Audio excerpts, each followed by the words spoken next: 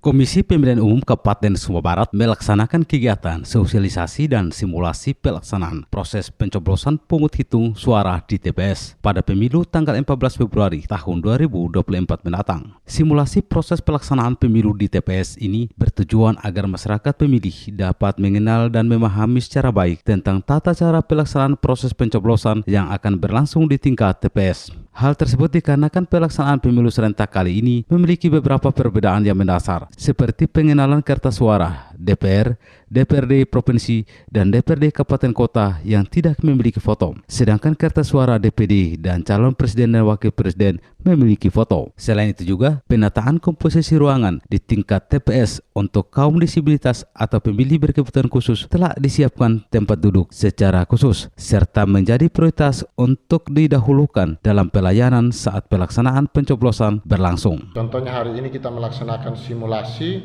dengan menghadirkan seluruh PPK dan seluruh PPS, yang mana peran-peran perwakilan-perwakilan dari PPK dan PPS itu menjalani peran mereka sebagai anggota KPPS dan disaksikan oleh PPK dan PPS yang lainnya.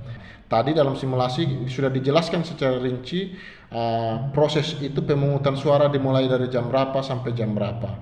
Kemudian proses penghitungan suara juga dimulai dari jam berapa sampai dengan jam berapa, dan mungkin dan bisa dilanjut jika belum selesai dalam hari yang sama dengan hari pemungutan suara, dapat dilanjutkan pada pemungutan hari berikutnya.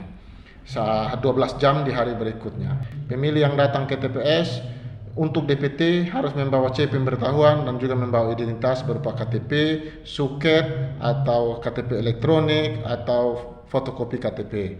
Sehingga itu hal-hal ini yang menjadi penekanan kita, sehingga nanti peserta pemilu memahami dan bisa menyampaikan kepada masyarakat atau pendukungnya atau konstituennya bahwa nanti proses pemungutan suara di TPS itu seperti ini. Jadi ada pemilih disabilitas yang bisa melakukan pencoblosan secara sendiri, ada juga yang perlu pendampingan. Ini juga di ketentuan-ketentuan sudah diatur mana yang bisa didampingi, mana yang tidak, bahkan ada bisa yang dibantu dalam melakukan pencoblosan itu sendiri, khususnya pemilih-pemilih yang tunadaksa, tunanetra, dan disabilitas lainnya.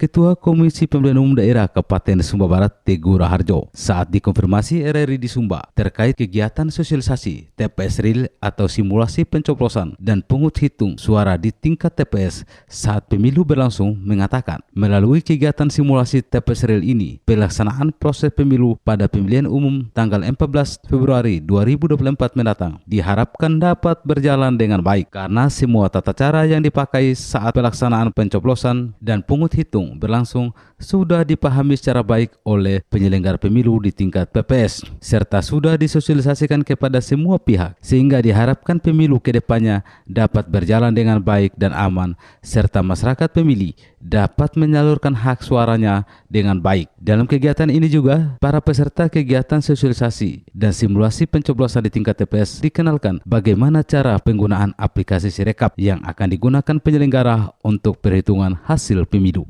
Teguh Raharjo juga menyampaikan pihaknya tengah melakukan pemetaan berbagai kendala yang dihadapi penyelenggara saat proses pencoblosan berlangsung sampai pada proses pungut hitung selesai. Seperti jika terjadi keterlambatan perhitungan suara pada saat pemilu berlangsung, pihak PPS akan menyediakan penerangan yang memadai berupa penyewaan mesin generator untuk melayani TPS di daerah-daerah yang tidak berlistrik, serta kendala-kendala lain yang tak terduga yang dihadapi penyelenggara di lapangan. Dari Bumandelu, Cirilende, RRI Sumba terus mengudara untuk Indonesia Maju.